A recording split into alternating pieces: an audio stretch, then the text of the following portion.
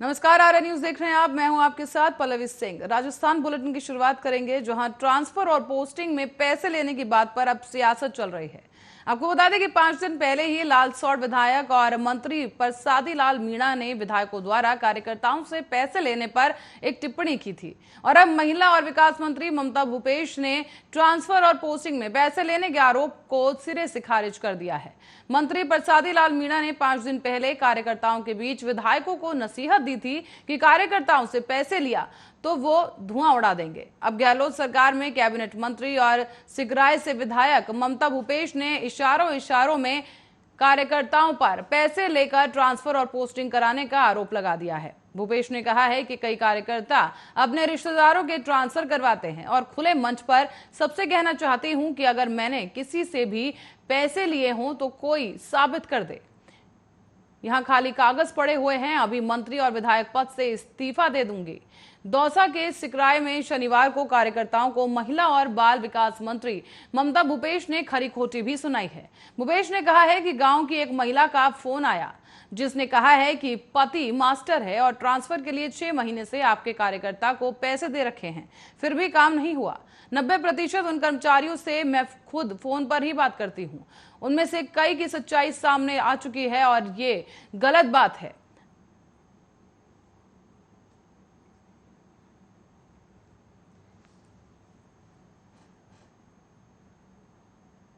तो वहीं राजस्थान में राम दरबार को बुलडोजर से तोड़ने का एक वीडियो वायरल होने के बाद अब सियासी घमासान मच चुका है।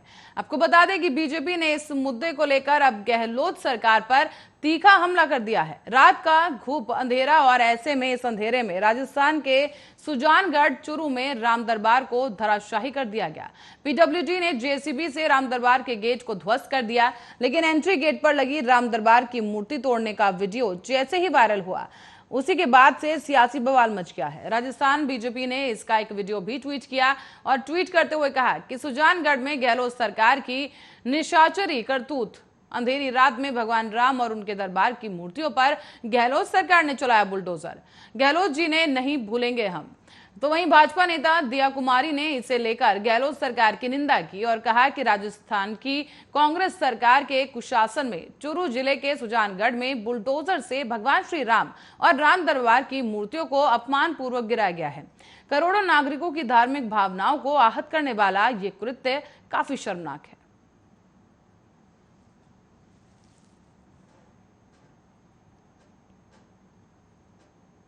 वहीं प्रतापगढ़ के थाना अरनौद इलाके में एक प्रेमी ने करीब 3 महीने पहले अपनी प्रेमिका की गला घोंटकर हत्या कर दी और उसके बच्चे को शव से बांधकर कुएं में फेंक दिया गया। और होली पर दोनों के शव कुएं में मिले तो इससे दोहरे हत्याकांड का खुलासा हुआ है। पुलिस ने आरोपी प्रेमी को गिरफ्तार कर लिया। तो वहीं पुलिस पूछताछ में इस सामने भी आया है कि आरोपी भेरू लाल डांगी, उसने बताया कि पिछले साल 22 दिसंबर की रात उसने अपनी विवाहिता प्रेमिका की हत्या कर दी थी। प्रतापगढ़ एसपी डॉक्टर अमृता दोहन ने बताया है कि 3 महीने पहले घासखेड़ा गांव निवासी भेरू लाल मीणा ने थाना अरनौद में पत्नी और बच्चे की गुमशुदगी की एक रिपोर्ट दर्ज करवाई थी। पुलिस दोनों की तलाश कर रही थी, लेकिन उनका कोई सुराग नहीं मिल सका।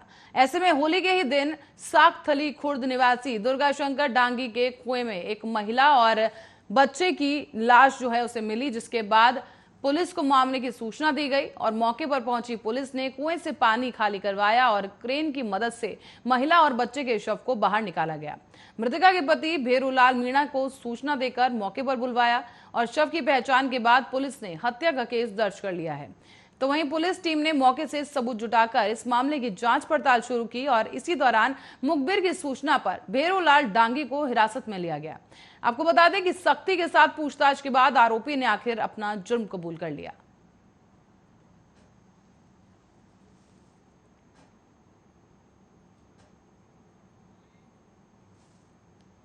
तो वहीं टूरिस्ट वीजा पर होली के मौके पर जयपुर घूमने आई एक विदेशी युवती के साथ दुष्कर्म का मामला सामने आया है। ये घटना शहर के सिंधी कैंप थाना इलाके की है, जहां पर आयुर्वेदिक मसाज करने वाले युवक ने मसाज करने के बहाने पीजी में नीदरलैंड से आई एक युवती के साथ दुष्कर्म की वारदात को अंजाम दिया है। आपको बता दें कि पीड़िता ने अपने साथ आए परिजनों और पीजी मालिक को इस घटना की जानकारी दी और इसके बाद थाने पहुंचकर ये मामला दर्ज करवाया है। आपको बताते चलें कि विदेशी महिला के साथ हुई इस घटना पर त्वरित कार्रवाई करते हुए सिंधी कैंप थाना पुलिस मौके पर पहुंची और इसके बाद पीड़िता का बयान लेकर आरोपी युवक को हिरासत में लिया गया है। दरअसल सिंधी कैंप थानाधिकारी गुंजन सोनी ने बताया कि पीड़िता नीदरलैंड निवासी है, जो कि होली के मौके पर अपने परिजनों के साथ जयपुर घूमने आई थी। इसी दौरान वो सिंधी कैंप इलाके में एक पीजी में ठहरी हुई थी, जहां पर पीजी मालिक के जरिए पीड़िता ने मसाज कराने के लिए एक युवक को बुलाया। युवती के विरोध करने पर आरोपी युवक ने माफी मांगकर किसी को भी नहीं बताने को कहा। साथ ही उन्होंने ये भी बताया कि पीड़िता ने अपने साथ हुई इस घटना के बाद थाने पहुंची और पुलिस ने तकनीकी आधार पर आरोपी युवक को ट्रेस कर हिरासत में लिया है। पीड़िता का मेडिकल करवाकर बयानों के आधार पर त्वरित कार्रवाई की गई और त्रिवंतपुरम निवासी आरोपी युवक बीजू मुरलीधर को गिरफ्तार कर लिया गया है। हालांकि प्रारंभिक पूछताछ में ये सामने आया है कि आरोपी युवक ने आयुर्वेद का कोर्स कर शहर में अपना एक क्लिनिक खोला था, लेकिन कोरोना के चलते ये क्लिनिक बंद हो गया था और ऐसे में खातीपुरा में रहकर वो ऑनलाइन ही आयुर्वेदिक मसाज करने लगा था। और इसके साथ साथ आपको ये भी बता दें कि फिलहाल पुलिस आरोपी का आपराधिक रिकॉर्ड भी खंगाल रही है।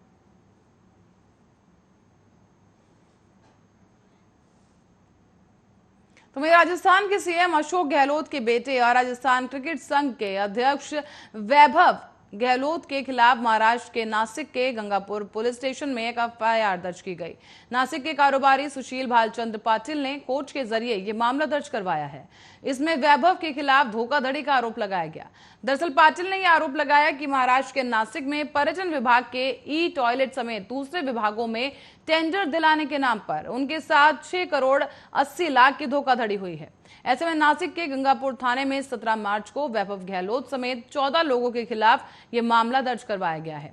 आपको बता दें कि एफआईआर के अनुसार जो मुख्य आरोपी है वो गुजरात कांग्रेस के सचिव सचिन पुरुषोत्तम वालेरा हैं और वालेरा के पिता पुरुषोत्तम भाई वालेरा भी वरिष्ठ कांग्रेस नेता हैं। और अपनी एफआईआर में पाटिल ने कहा कि सचिन वालेरा ने खुद को एक एडवर्टाइजिंग कारोबारी बताया था और कहा था कि उसके 13 राज्यों में पेट्रोल पंपों पर विज्ञापन का कॉन्ट्रैक्ट है। साथ ही उसने यह भी दावा किया था कि उसका राजस्थान के मुख्यमंत्री और उनका बेटे के साथ अच्छे ताल्लुक हैं।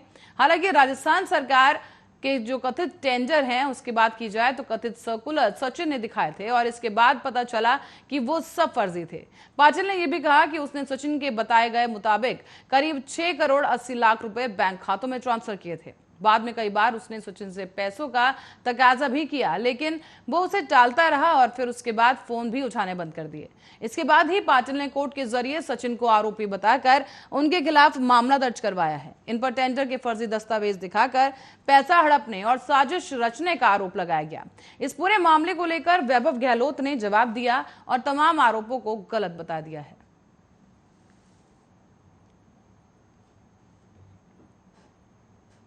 और एक बार फिर दिव्या मदेरणा अपनी ही सरकार के विधायक पर आक्रामक होती दिखाई दी।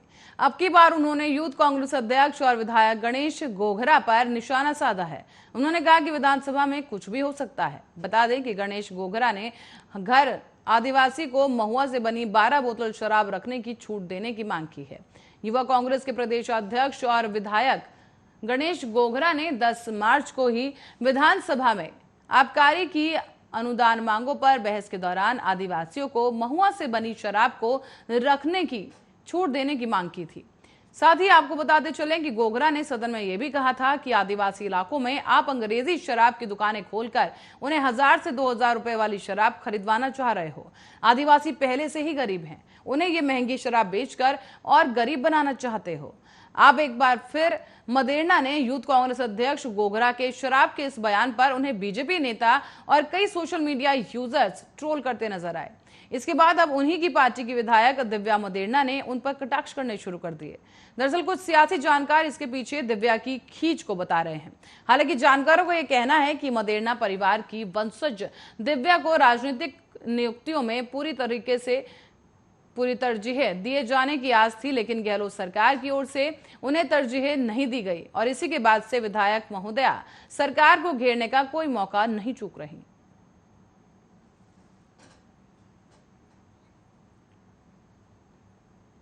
और खबर धौलपुर से है, जहां पर एक दलित महिला से दुष्कर्म का मामला सामने आया है। और इसी के बाद से अब भाजपा प्रदेश सरकार पर हमलावर हो गई है। मुख्यमंत्री अशोक गहलोत पर निशाना साधते हुए यहां पर प्रदेश अध्यक्ष सतीश पूनिया ने कहा है कि राजस्थान एक बार फिर से शर्मसार हुआ है।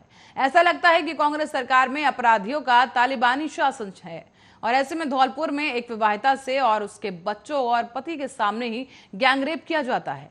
पूनिया ने यह भी कहा कि प्रदेश में दलित महिला के साथ उत्पीड़न की यह पहली घटना नहीं है, बल्कि साल 2019 में अलवर के थाना गाजी में गैंगरेप की वारदात से लेकर और हाल ही में निर्भया की घटना तक एक लंबी सूची है। उन्होंने यह भी आरोप लगा दिया कि कांग्रेस सरकार के शासन में अपराध बढ़ा है और 2021 से लेकर अब तक एक साल में 6,337 केस महिलाओं के साथ दुष्कर्म, उत्पीड़न और अनाचार के दर्ज किए जा चुके हैं। पूनिया ने आरोप लगाते हुए यह भी कहा कि अशोक गहलोत सरकार को किसी अबला की असमत बचाने की नहीं, बल्कि अपनी कुर्सी बचाने की ज्यादा फिक्र है। उन्होंने ये भी कहा कि राज्य में सारी नैतिकता ताक पर रख दी गई है और कानून व्यवस्था पूरी तरह से विफल हो चुकी है। ऐसा ये लगता है कि राजनीतिक संरक्षण में थानों की नीलामी होती है। इधर पूर्व मुख्यमंत्री वसुंधरा राजे ने भी धौलपुर की घटना को अत्यंत निर्दयी बताया है। उन्होंने कहा कि राजस्थान में प्रतिदिन बढ़ रही दुष्कर्म की घटनाएं एक चिंता का विषय है। ये घटनाएं साबित करती हैं कि प्रदेश में कुकर्मी बेखौफ घूम रहे हैं।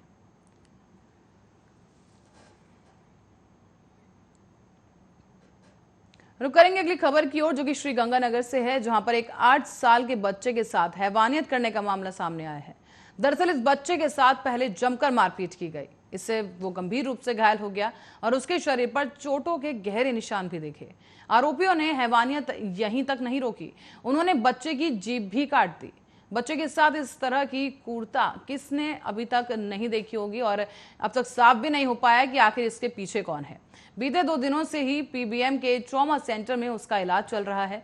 सूरतगढ़ पुलिस से मिली जानकारी के अनुसार ये घटना 2 दिन पहले की बताई गई और थाना इलाके के जंगल के पास 2 महिलाओं को 8 साल का ये बच्चा पड़ा हुआ मिला।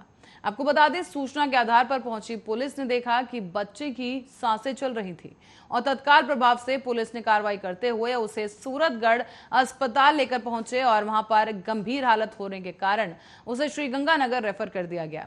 यहां के डॉक्टर्स ने उसे पीबीएम में भेज दिया और यहां 2 दिन से इस बच्चे का इलाज चल रहा है। दरअसल अस्पताल में बच्चे की देखभाल असहाय सेवा संस्थान के राजकुमार खड़गावत और रमजान और अशोक कर रहे हैं। पीबीएम में भर्ती घायल बच्चा जिंदगी और मौत के बीच लड़ रहा है और साथ ही उसकी देखभाल कर रहे हैं। राजकुमार ने बताया है कि जीभ कटने के कारण उसकी कई बातें समझ नहीं आ रही। उन्होंने ये भी बताया कि माता पिता के पास जाने की बात पूछने पर वो इशारों से मना करता नजर आया। ऐसे में लग रहा है कि कहीं परिजनों ने ही उसे प्रताड़ित किया हो। हालांकि अभी कुछ भी कहना सही नहीं होगा और कुछ भी साफ नहीं कहा जा सकता कि बच्चे के साथ इस तरह की हैवानियत आखिर किसने की।